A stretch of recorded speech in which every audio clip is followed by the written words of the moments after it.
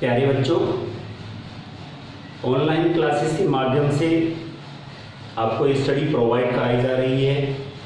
क्लासें आपकी शुरू हो गई हैं। जब तक कोरोना जैसी महामारी का अंत नहीं होता है या ऐसी कंडीशन क्रिएट नहीं होती है कि विद्यालयों में क्लास लग सकें, तब तक ऑनलाइन स्टडी चलेगी। और सभी बच्चों को इसी वजह से सभी बच्चों को ये बताया गया है कि घर पर बैठें सुरक्षित रहकर और वहीं पर अपने पाठ्यक्रम का अध्ययन करें। पिछले पाठ्यक्रम में हमने आपको ग्रामर सेक्शन में, इंग्लिश का सेक्शन भी जो ग्रामर सेक्शन है, उसमें रूल्स फॉर ट्रांसलेशन के अंतर्गत यूज ऑफ इट का अध्ययन कराया था, जिसमें बताया गया था कि इट का प्रयोग कौन कौन से स्थानों पर किया जाता है। आज के वीडियो में हम आपको बताएंगे कि देयर का प्रयोग कहाँ कहाँ किया जाता है। तो अध्ययन कर लेते हैं। सबसे पहले जिन वाक्यों में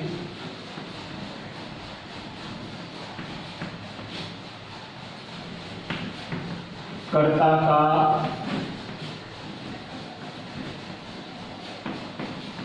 होना या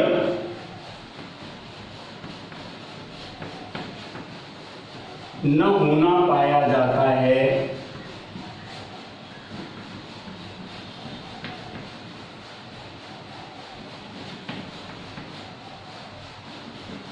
उन वाक्यों को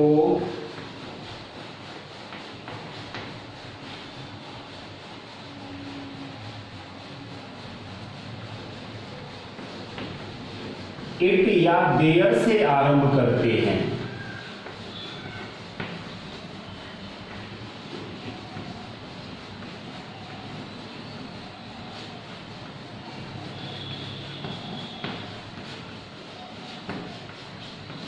जब इट के रूल के बारे में बताया तो ये बता दिया गया था कि इट का यूज दिन, महीने, वर्ष, समय, जलवायु आदि या मौसम आदि के लिए किया जाता है, तो वहां इट का प्रयोग होता है। लेकिन उनसे जो वाक्य बचते हैं जिसमें समय का बोध नहीं हो, मौसम का बोध नहीं हो, दिन, महीने, वर्ष का बोध नहीं हो और वहां कर्ता नहीं दे रखा हो या फिर कर्ता हो और वो पहचान में नहीं आ रहा हो, ऐसे वाक्यों में हम देयर का प्रयोग करते हैं।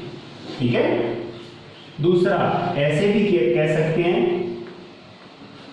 जिन वाक्यों में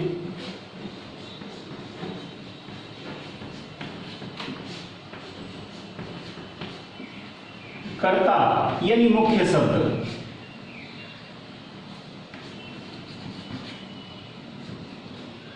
क्रिया के पास हो,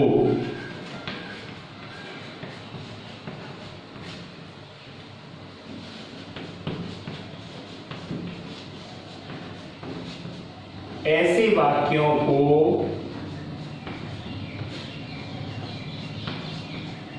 देयर से आरंभ करते हैं।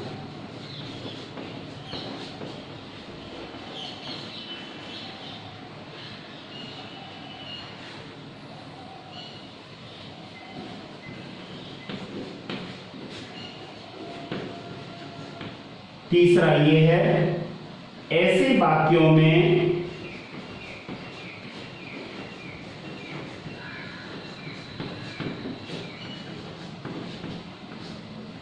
देयर का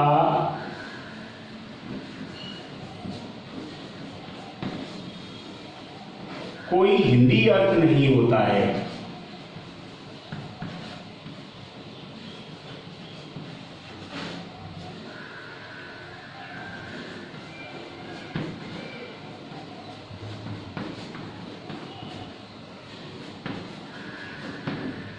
ये ध्यान रखने वाली बात है कि ऐसे वाक्यों में देयर का कोई हिंदी अर्थ नहीं होता है। यद्यपि देयर माने वहां होता है, वो एडवर्ब यूज किया जाता है, लेकिन ऐसे वाक्यों में इसका कोई हिंदी अर्थ नहीं निकलेगा। नेक्स्ट पॉइंट है, देयर के साथ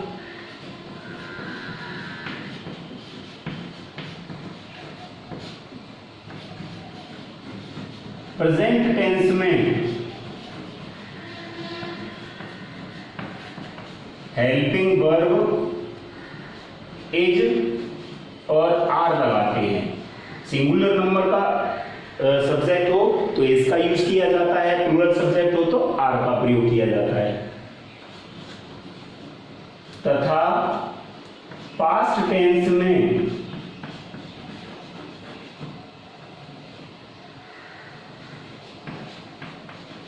वाज या वर लगाते हैं।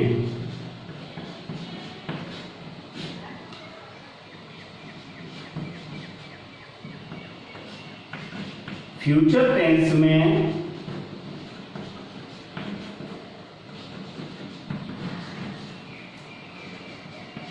बिल का प्रयोग करते हैं।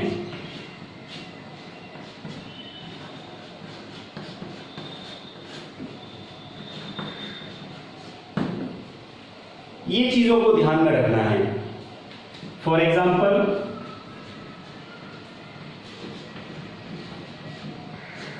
एक राजा था। अब सेंटेंस को पढ़ने से पता नहीं चल पा रहा है कि हम एक से शुरू करें या राजा से शुरू करें या क्या लगाएं। जब नहीं पता चल पाता है तो देयर से आरंभ करते हैं, क्योंकि पास्ट का टेंस है तो देयर का प्रयोग करेंगे सबसे पहले, उसके बाद वाज आ जाएगा। देयर वाज ए किंग, एक राजा था। यहां देख लीजिए, ये जो मुख्य शब्द है वो क्रिया के जस्ट पास में आएगा। इस वजह से हम पहचान सकते हैं कि ऐसे वाक्यों में देयर का प्रयोग किया जाएगा। इसके बाद अफर्मेटिव सेंटेंस का जो फॉर्मेशन है ऐसे वाक्यों में वो किस प्रकार से होगा, देखिए। अगर अफर्मेटिव सेंटेंस है तो सबसे पहले देयर का प्रयोग किया जाएगा, देयर के बाद हेल्पिंग वर्ब आएगा, हेल्पिंग वर्ब के बाद मेन वर्ड यानी मुख्य शब्द का प्रयोग करते हैं, और उसके बाद कुछ बचता हो तो अदर वर्ड्स में आ जाएगा।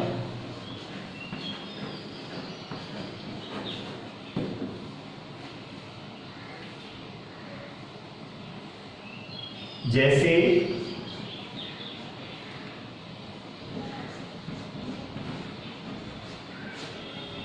बर्तन में दूध है।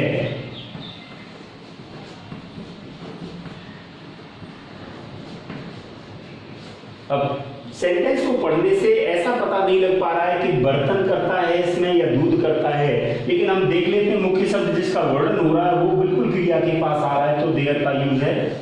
तो सबसे पहले देयर लगाएंगे, प्रेजेंट का टेंस है तो इज लगा देंगे। तो देयर इज क्या, मिल्क इन द पॉट, बर्तन में दूध है। इस तरह से हम देयर का यूज बड़ी आसानी से कर सकते हैं। अगर नेगेटिव सेंटेंस हो, नकारात्मक वाक्य हो, तो नेगेटिव सेंटेंस में हेल्पिंग वर्ब के बाद नोट लगाकर हम इसको बना सकते हैं। सबसे पहले देयर का यूज करेंगे, देयर के बाद हेल्पिंग वर्ब लगाएंगे, हेल्पिंग वर्ब के बाद नोट का प्रयोग करेंगे और नोट के बाद अदर वर्ड्स।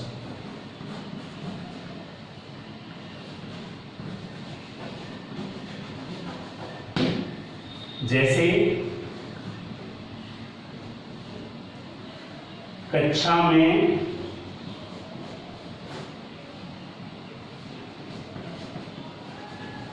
अध्यापक नहीं हैं।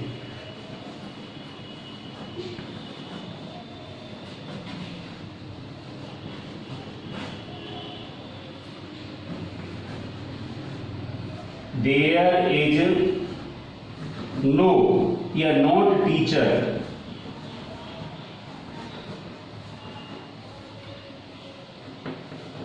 In the class. इसी प्रकार से इंटरोगेटिव सेंटेंस हो तो हेल्पिंग वर्ब का यूज सबसे पहले करते हैं। ये देखिए इंटरोगेटिव,